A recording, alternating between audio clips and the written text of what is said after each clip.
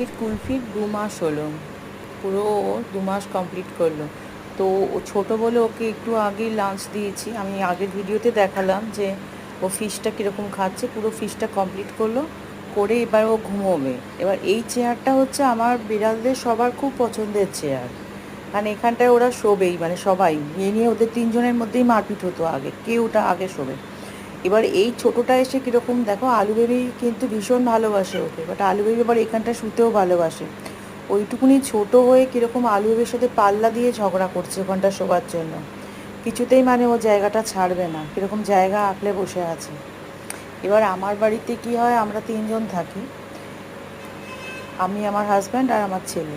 তো বাড়িতে আমাদের কিন্তু ম্যাক্সিমাম জায়গায় কিন্তু বিড়ালদের কমফর্ট জোন হিসেবে করে দেওয়া আছে।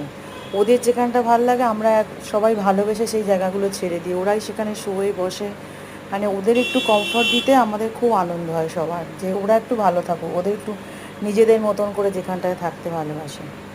তো এই চেয়ারটাতে অ্যাকচুয়ালি ওর বাবা বসে টিভি দেখে, কিন্তু এই চেয়ারটা ওর বাবা খুব একটা বেশি সময় পায় না, ম্যাক্সিমাম সময় ওরাই অকুপাই করে থাকে।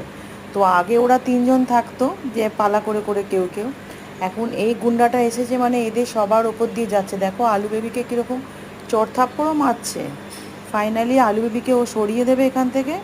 দিয়ে দেখো ভিডিওটা শেষ পর্যন্ত দেখতে থাকো যে ও কী করে।